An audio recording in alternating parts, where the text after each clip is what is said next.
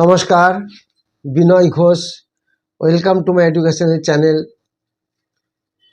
এখন মার্কেট একটু ডাউন ট্রেন্ডে চলছে, কিন্তু দেখা যাচ্ছে এরকম প্রচুর স্টক আছে যারা বেশ ভালো রেজাল্ট করছে, অথচ অনেকেই আছেন যে রেজাল্ট না দেখে মার্কেট ট্রেন্ড দেখে সেগুলি লসে বিক্রি করছেন।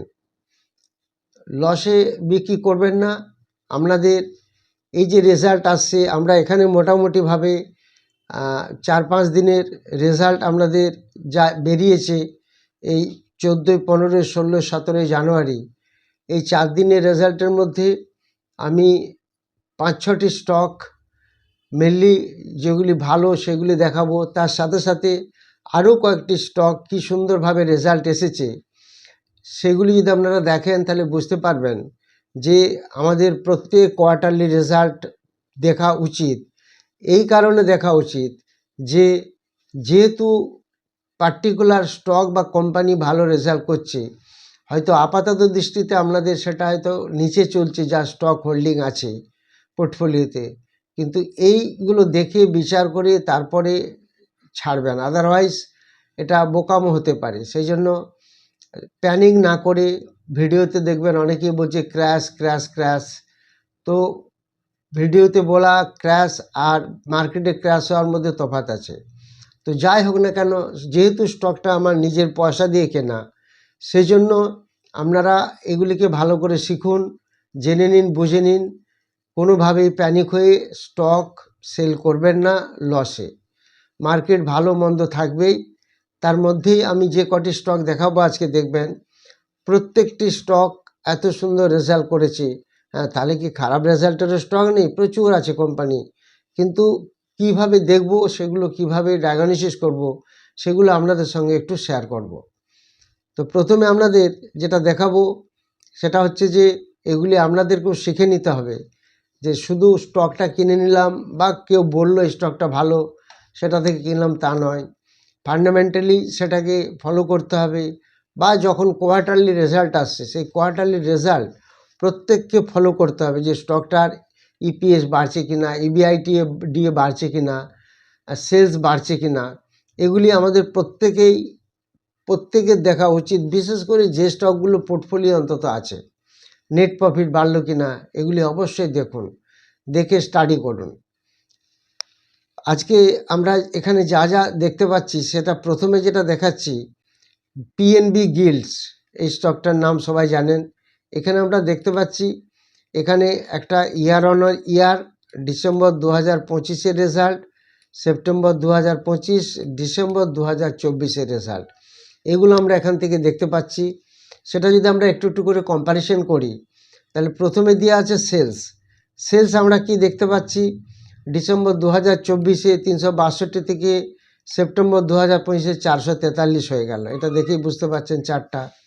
আবার সেপ্টেম্বর এই 443 থেকে এটা একটু কমলো 425, কিন্তু দেখা যাচ্ছে ইয়ার অন ইয়ার, অর্থাৎ ইয়ার অন ইয়ার যদি ইয়ারলি বেসিস দেখা যায়, এটা বেড়েছে 17%।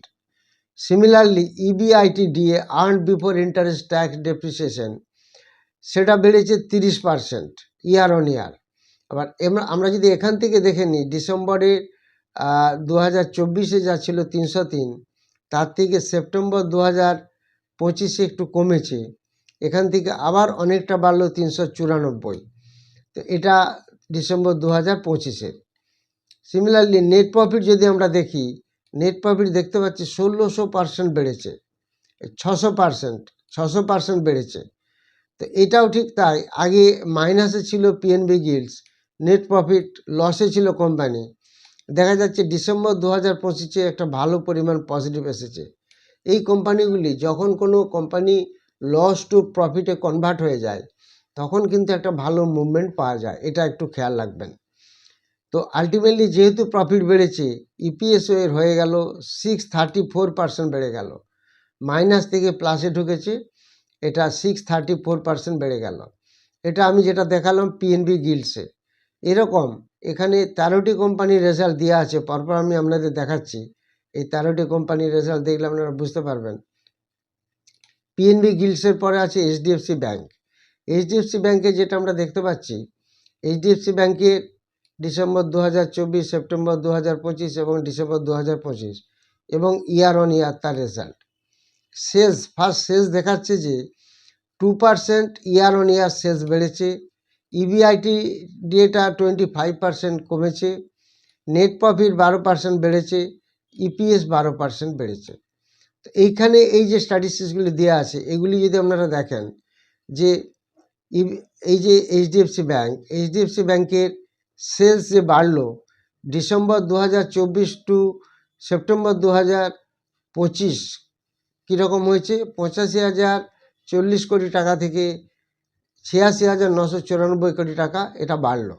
এখান থেকে আবার এইটাও বেড়েছে 87,067 crore, অর্থাৎ দেখা যাচ্ছে এটা বেড়েছে সেলসটা প্রত্যেক ক্ষেত্রেই। কিন্তু এটা দেখা যাচ্ছে 43,000 কোটি থেকে 41,000 থেকে 32,000, ইবিআইটিডি এটা তো অনেক কমে গেছে। নেট প্রফিটটা বেড়েছে কীরকম, 18,000 কোটি থেকে 20,364 থেকে 20,691। এইচডিএফসি ব্যাংক এর net profit ultimately year on year 12% বাড়লো। ইপিএসটাও দেখা যাচ্ছে 12% বেড়েছে, যেহেতু নেট প্রফিট বেড়েছে ইপিএসও বেড়েছে। এইভাবে আমরা এখানে দেখতে পাচ্ছি দুটি কোম্পানির রেজাল্ট আমরা দেখলাম। এরপর আরবিএল ব্যাংকে আমরা কি দেখতে পাচ্ছি, দেখুন নেট প্রফিট 555% বেড়ে গেছে এবং ইপিএস 543% বেড়ে গেছে আরবিএল ব্যাংক। সেলসও বেড়েছে 4%, ইবিআইটিডি বেড়েছে 80%। অতএব এই স্টকটির দিকে আমরা নজর রাখবো, এই আরবিএল ব্যাংক।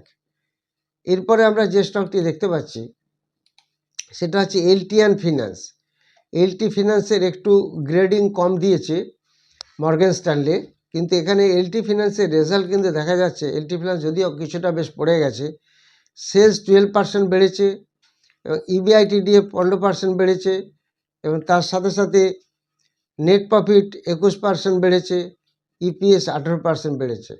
এর প্রত্যেকটি প্রফিটে আছে এল&টি ফিনান্স। এই স্টকটি দেখেছেন বেশ ভালো পারফর্ম করছে এল&টি ফিনান্স, এই স্টকটার দিকেও নজর রাখবো। এর কোয়ার্টার টু কোয়ার্টার এই যে রেজাল্ট সেগুলো আপনারা দেখে নেবেন। এর কোয়ার্টার টু কোয়ার্টার রেজাল্ট সবই বেড়েছে, ইয়ার অন ইয়ার সবই বেড়েছে। এরপরে আমরা যে স্টকটিতে চলে আসব সেটা একটু আমরা দেখে নিই। এরপরে যে স্টকটি আমরা পাচ্ছি রিলায়েন্স ইন্ডাস্ট্রি কিন্তু প্রত্যেকটি ডাটাই কিন্তু পজিটিভ এবং মোটামুটিভাবে অনেকটাই পজিটিভ। কীরকম, সেলস বেড়েছে 10% ইয়ার অন ইয়ার। কীরকম, ডিসেম্বর 2024 থেকে ডিসেম্বর 2025-এর মধ্যে 2,39,996 থেকে এখানে এসে গেছে 2,54,623। আবার এখান থেকে ডিসেম্বর 2025-এ এটা বেড়ে গেল 2,64,905, অর্থাৎ অনেকটাই বেড়েছে, 10%-এর মতো সেলস বেড়ে গেল। ইবিআইটিডিও তাই বেড়েছে 5%-এর মতো, নেট প্রফিট বেড়েছে 1%, ইপিএস বেড়েছে 1%। তো রিলায়েন্স ইন্ডাস্ট্রির রেজাল্ট মোটামুটিভাবে ঠিক হয়েছে। তাহলে মেন যে লিডার রিলায়েন্সের রেজাল্ট ঠিক হয়েছে, এইচডিএফসিও মোটামুটি ঠিকই আছে। এরপর আমরা দেখে নেব টেক মহিন্দ্রা। আইটি কোম্পানির মধ্যে টেক মহিন্দ্রার রেজাল্টটা বেশ দেখছি মোটামুটি ভালো এসেছে। কীরকম ভালো এসেছে সেটা আমরা একটু খতিয়ে দেখে নিই।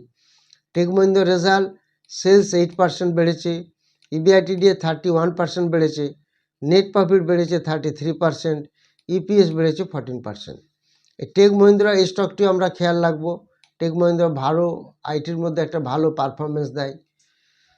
এরপরে যে শেয়ারটি নেব আমরা, দ্যাট ইজ পলিক্যাব ইন্ডিয়া। এই পলিক্যাব ইন্ডিয়া দেখুন, পলিক্যাব ইন্ডিয়া বেশ ভালো রেজাল্ট করেছে। পলিক্যাব ইন্ডিয়া একসময় একটা ভালো একটা ধরা পড়েছিল, তারপর থেকে স্টকটা দাম প্রচুর নিচে এসে গেছিলো। সেই পলিক্যাব ইন্ডিয়া সেলস বেড়েছে 46%, ইবিআইটিডি 34%, নেট প্রফিট 36%, ইপিএস 36%। এই পলিক্যাব ইন্ডিয়াটা আমরা একটু খেয়াল রাখবো। পলিক্যাব ইন্ডিয়া রেজাল্ট যেহেতু ভালো হয়েছে, সেই রেজাল্টটা আমি এখানে ডিটেলস দিয়ে রেখেছি ট্যাবুলেশন করে।